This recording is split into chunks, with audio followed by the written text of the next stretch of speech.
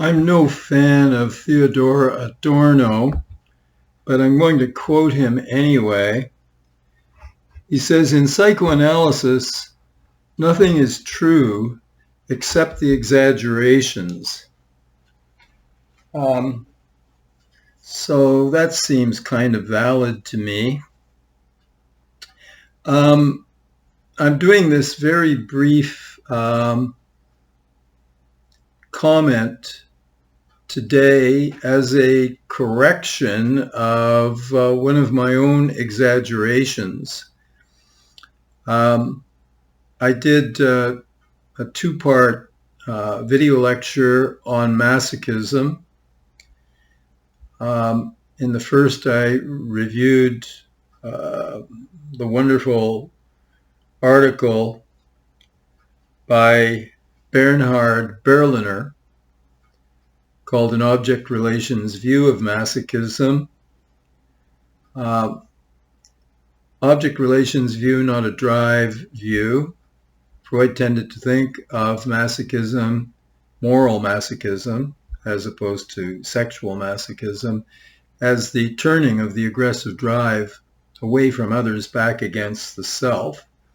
So that's a drive theory of masochism. Masochism here referring to self-defeating, self-persecuting, self-punishing kinds of behaviors. An object relations view, on the other hand, sees this behavior as grounded in early experience. The child comes into the world seeking love. If the child finds non-love,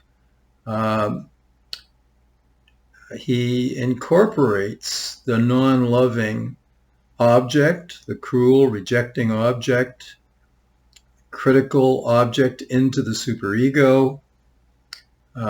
He now begins to be cold and cruel and tormenting towards himself. Berliner thought that the child actually tries to convince himself that the non-love he is getting is really actually love.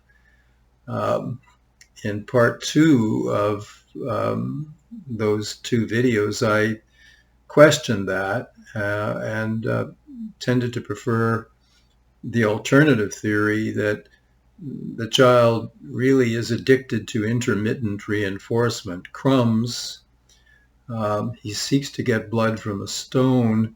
Every once in a while, the stone actually yields a little trickle of blood, and that intermittent reinforcement forms the addiction. So it may not be that he actually deludes himself into thinking that non-love is love. He may just get profoundly attached to the non-loving object because every so often it offers just a little, enough to keep him in pursuit, endless pursuit.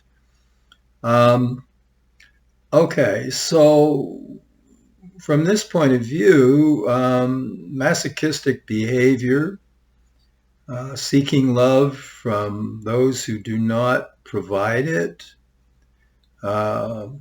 loving those who do not reciprocate it very well. This all looks pretty irrational, pretty psychopathological, something that really needs therapeutic treatment. But then you come across a song like Bill Withers' Use Me. And his brother and his friend are telling him she's just using him. And but his response is, if it feels this good being used, then use me up. So I'm not going to quote the rest of the lines. In the Bill Withers song, it's pretty easy to make out the lyrics. So I'm going to put a link to that song, and I'll also put a link to the lyrics of the song. it's often a very oversimplified view of a relationship, to look at it as masochistic.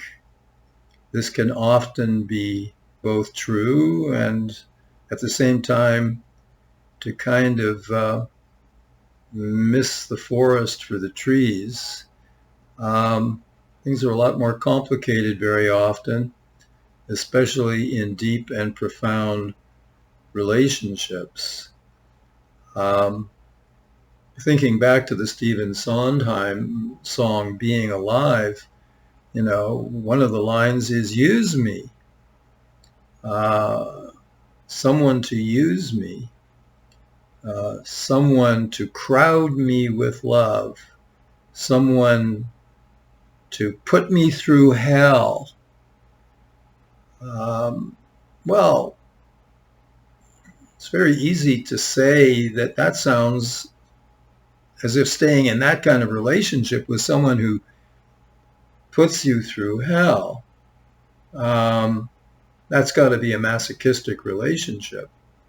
Sondheim is saying that kind of relationship is a relationship that often forces you to be alive in the face of your profound tendencies towards schizoid withdrawal from life and from the pain of living. But alone is alone, not alive. So it's easy to oversimplify in these areas. In any case, sometimes things that look merely masochistic are not, as the Bill Withers song, Use Me, attests. Okay.